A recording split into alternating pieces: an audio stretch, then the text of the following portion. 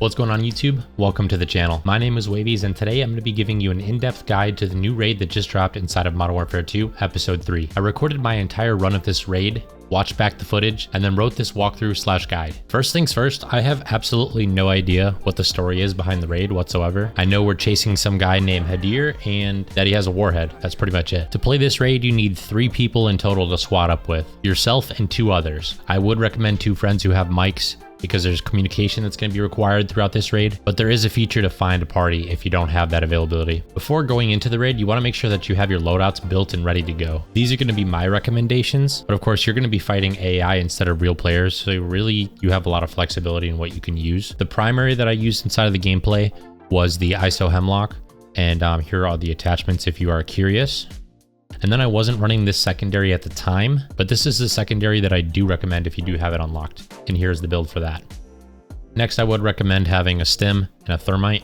The thermites are useful because you can throw it inside of doorways and closed passages to keep your enemies at bay. You know, it'll keep burning and then they're not going to want to run into it. And then also the thermites are going to be useful against the juggernauts if you hit them directly with the thermite. And then stims obviously for health regeneration. The other loadout I would recommend is having a primary as the Riot shield. At a certain point in the raid, you're going to get a chance to change your loadout. And if you do already have your primary weapon, you can choose this loadout after dropping your primary weapon, picking up the Riot shield and putting it on your back, and then picking up your primary weapon again. And then you have a Riot shield on your back for the next challenge that follows. And just some quick notes before we get started. If you're playing on the normal difficulty, you have an unlimited amount of revives. That means your teammates and yourself can go down as many times as it takes in order to complete the raid. But if you all go down, then you're going to respawn at your most recent checkpoint. And there are many of them spread throughout this raid, and they usually come after completing one of the more major tasks. If you're playing on the veteran difficulty, however, you only get 3 revives per checkpoint. So if you waste all of those revives and then you all die off, you end up going back to the checkpoint. Okay, let's get on to the actual gameplay and the walkthrough. I'm not going to have my camera on screen so you can actually see what's happening and see the entire screen of the raw gameplay itself. You start off the raid by spawning inside the tunnels of an unfinished silo. Navigate your way through the tunnel to grab your loadout of choice at the end of the tunnel and keep moving through the rest of the tunnels. You'll eventually reach the silo, at which point you're going to need to descend using the hanging elevator platform in the middle of the silo. The elevator will rise to the top when you arrive. Once at the top, have 2 teammates jump across and 1 person stay behind temporarily to hit the elevator button to begin descent. After hitting the button, jump to the elevator. Dolphin dive is sometimes recommended. You'll begin being lowered into the silo. Be ready to fight various smaller waves of enemies along the silo walls as you descend. The elevator will come to a stop shortly after the first descent. You'll have to drop down to the platform labeled 9B to switch on a generator. Don't worry, you'll survive. Just sprint off, don't jump. Fight your way through the generator rooms and tunnels. You'll eventually find a switch to the generator along the wall of the orange catwalk. Once you flip the switch, hightail it back to the elevator north of the switch, the giant opening. You can't miss it.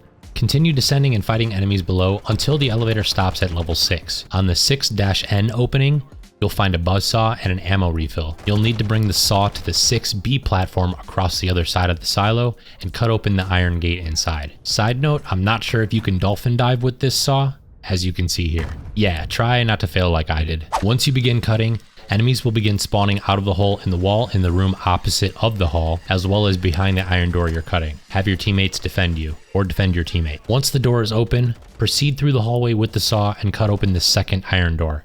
Enemies will spawn in that room as well. Once you're in the room, turn on the power on the wall to the right. Then haul ass back to the elevator through the same tunnels that you used to get to the power. You won't be able to get down to the bottom of the silo without the elevator, so be aware of that. Once you make it down to the very bottom, proceed through the green double doors on the east side of the silo. At this point should be your first checkpoint. Congratulations. Now if you all die, you'll restart from this point and not at the top of the silo. Proceed west through the underground railroad, avoiding the traps that are placed around the tunnel. They're tripwires, so proceed with caution. Once past the tripwires, there will be an opening to the train station's platform you can go to, and then proceed through the archway into a set of rooms. In these rooms, you will see a yellow toolbox wedged under a metal door. This box needs to be pushed to the opposite side of the room to allow you to mantle into an opening. Once on the other side, there will be enemies to fight. I was too busy searching the nearby office, but my teammates sure held them off. That's my bad. Once on the other side of the wall, you can restock if needed. Choose your loadout, refill ammo and equipment. At this section of the raid, it comes recommended from Lego Unlocked on YouTube that you do the following. Credits to him, his link is in the bio. You can either drop your primary weapon on the ground, or you can pick up one of the weapons off the wall. Go to the loadout box and equip your Riot Shield class with stims. Put the Riot Shield on your back, and then pick your primary weapon back up.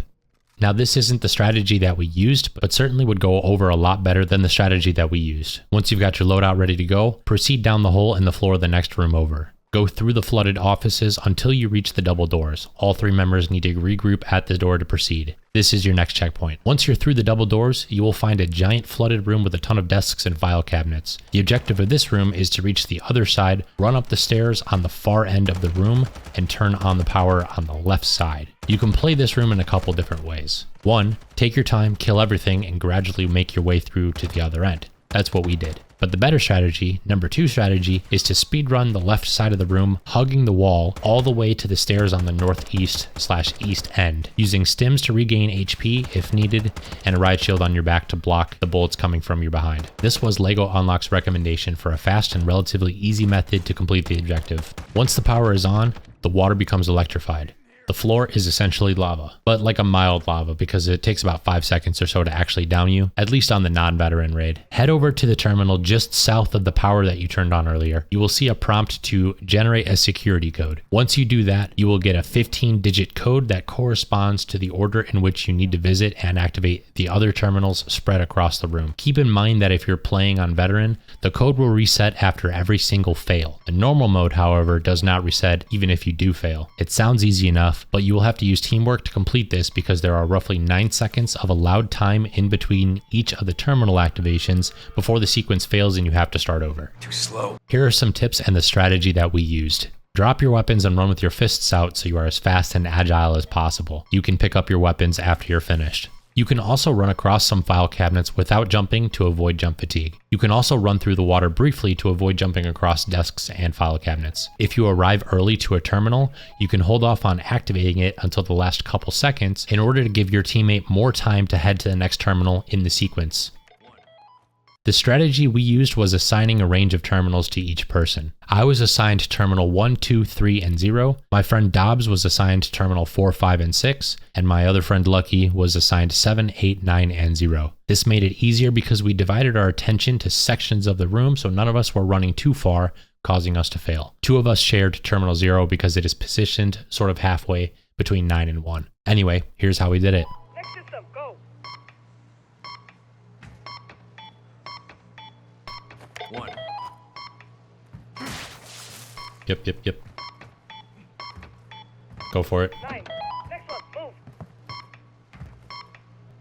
I'm waiting. 3. Alright, and then I'm going to number 2. No, you're good. This is a fast one. Yeah, 0's next. 2. And then go to 4. Go to 4, Dobbs. And then we gotta be ready for 6.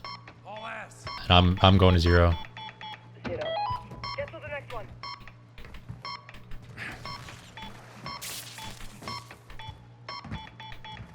Yeah, I'm going 0. He is. He's going. I'm on 0 right now. 6. Okay, who's going 7? System, go. Okay. And then you're on 7 and Dobbs, you're on 5. 7. Okay, then wait for 9. You going 9? I'm going 4. 5. Okay, hold off. I'm going. Go Dobbs, go. We both have to try to get to it. Hit it. Okay. I kept getting stuck. Once you complete it, head back to the east side of the room and run up the stairs. This is where you can pick your weapons back up and restock on ammo and equipment. You can then open a door on the same level and proceed to the next section. You will arrive in a cafeteria and will be forced to fight a wave of enemies and a Juggernaut. Be aware, they ambush you through the windows of the kitchen, and also be aware of the Riot Shield enemies.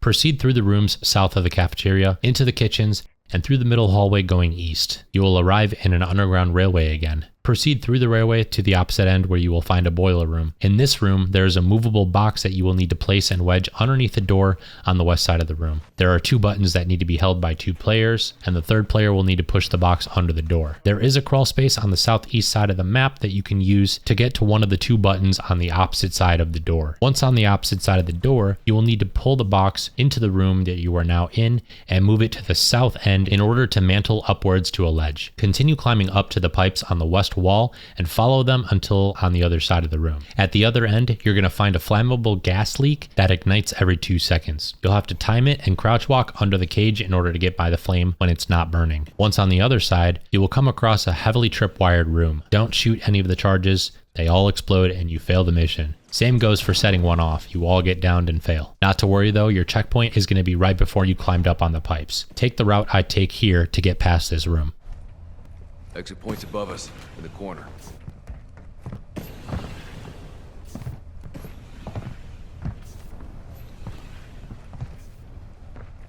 The exit is over here.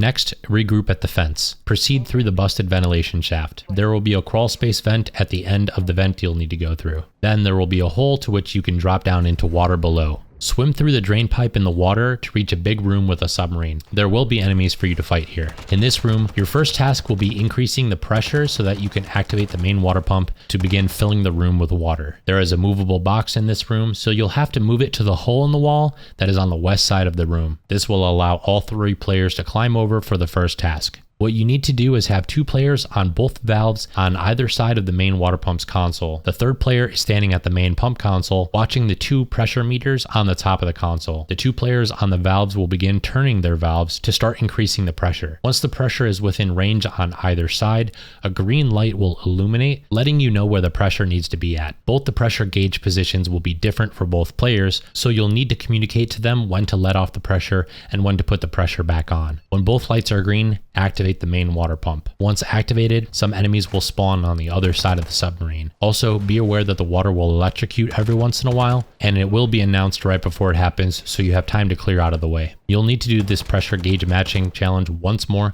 so push the box over to the north end of the room with the red pipe that has a valve. One player will need to be positioned here. The other player will need to swim underwater to reach the other valve required for the pressure matching challenge. This is located in the south part of the room in the left corner. Head up to the east end of the room and to the top of the platform where you can activate the secondary pump. Wait until just after the water is electrocuted to give your teammates enough time to turn the valves. Have your 2 players get into position and have them begin turning the valves. Like before, the console indicators for the meters will turn green at the correct pressure. Communicate to them when to let off pressure and when to put the pressure back on. Once both are green, activate the secondary pump. Be careful because enemies seem to randomly spawn while doing this task and shoot you in the back. This will raise the water level once again and will also allow you to get into a room with a broken wall entrance on the south side of the room to activate the crane control override. Once that override is hit, you can now hop on the crane controls right next to the pressure meter console at the top of the platform. You can begin moving the yellow crane all the way to the south end of the room, and somebody will need to be standing on the crane at some point in order to jump over to an opening that's also on the south side of the room. Enemies will spawn behind you while you operate the controls, and enemies will spawn on the west upper balcony. You will find breach charges in the opening that will need to be placed below the balcony right above the crane so that you can get up to the upper balconies. 2 charges get placed here and will explode, allowing you to climb the debris. Once you climb up, at this stage, you'll get pushed by a lot of armored enemies and riot shield enemies. Prepare for a fight. The goal here is to locate the saw in the workshop on the north end. You will need to have one person cutting 2 sets of iron doors on the green metal cage in the center of the balcony. The other 2 players should be defending. Once you are in the room past the cage, bring the saw and proceed down the stairs. There is one more iron door you need to cut open. Enemies will spawn on the other side of the iron cage wall. Once you make it through, you will have to fight 2 juggernauts. Be ready with thermites or explosives of some kind. Don't get cornered into an elevator shaft like me. I got him on me. Oh fuck! Once you defeat the juggernauts, proceed north and regroup at the metal yellow door. This will trigger a cutscene and that will successfully end the raid. I hope you guys enjoyed the video. If you did, consider liking and even subscribing. Next week, I'm going to be recording my veteran playthrough to get the Galvantic camo. Here's what the camo looks like. A little bit of an electricity look to it. Looks pretty sick. Thank you again for watching, and we'll see you guys in the next one. Take it easy.